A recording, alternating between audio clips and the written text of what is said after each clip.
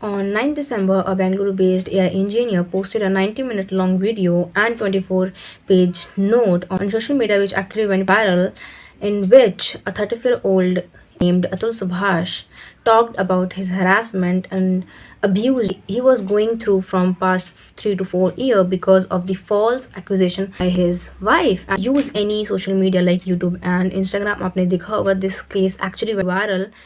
And Subhash थे, उन्होंने बताया कि किस तरीके से उनकी जो वाइफ थी Nikita Singhania and her family tortured and harassed Atul Subhash to that extend that he eventually committed that self exit. ये सब कुछ होने के बाद भी ही लेफ्ट इनफ एविडेंस कि उनके साथ क्या हुआ था और कौन कौन इसमें दोषी हैं. And I think from my side, one of the main culprit of this case and this incident is the judge, the family court जज रीता कौशिक. एंड मैंने जो जितनी भी सोशल मीडिया पे वीडियो देखी है उनमें काफ़ी लोग उनके बारे में बता ही नहीं रहे हैं. बिकॉज एंड अगर आपने रिसेंट की न्यूज़ देखी तो जो निकिता है उसकी जो फैमिली है like her brother and her mother, these three are arrested. And which is totally a good start and I will say a good win. But हम लोगों की खुशी तब तक नहीं मनानी चाहिए जब तक उनके अतुल सुभाष के सारे जितने दोषी जो कल्प्रिट थे उनके पूरे इस अटेम्प्ट के उनको सजा ना मिल जाए. And Rita Kaushik is still free. अभी तक उनको 20 दिन हो चुके हैं. इस बीच टुडे इज 31st एंड ये इंसिडेंट हुआ था 9th को, तो it's totally like 21 days and still there is no information about Rita Kaushik and anything, like there is no particular information on the media, not on any platform I will say, because मैंने अभी recently देखा है उनके ऊपर कोई भी news है ही नहीं कि उनके साथ क्या हुआ है.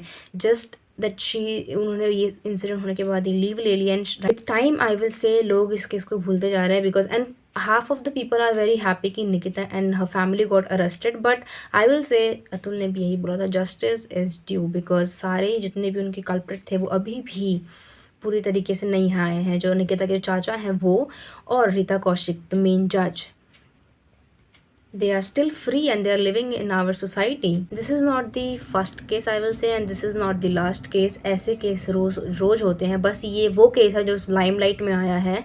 एंड अतुल भी यही चाहते थे कि इस केस से जो हमारा जो जुडिशल सिस्टम है उसमें इम्प्रूवमेंट आए. I will say this is a case about corruption. This is a case about failure of our judicial system because these law are little biased and these people are corrupted.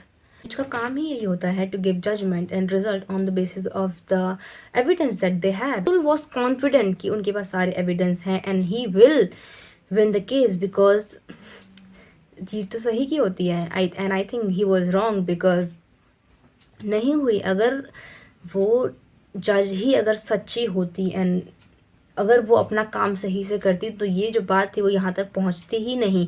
सारे evidence सामने होने के बावजूद she chose to give unfair and biased judgement because उनका ego hurt हो गया था. Atul Subhash refused to give her bribe 5 lakh rupees. He was like, now I'm not going to be fair.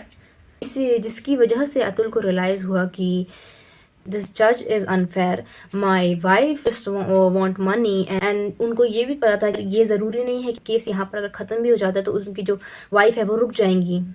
हो सकता था वो फ्यूचर में जाके उनसे और उनका जो प्राइस था वो और बढ़ जाता. तो फिर उसमें उनको ये समझ में आया कि this is a cycle, this is not going to end because this is relying on someone's greed and greed cannot be fulfilled. So he chose the other option. Last, I just want to say that rest in peace and I hope Atul Subhash get his. I hope that Judge Rita Kaushik gets arrested and I hope this judicial system improves.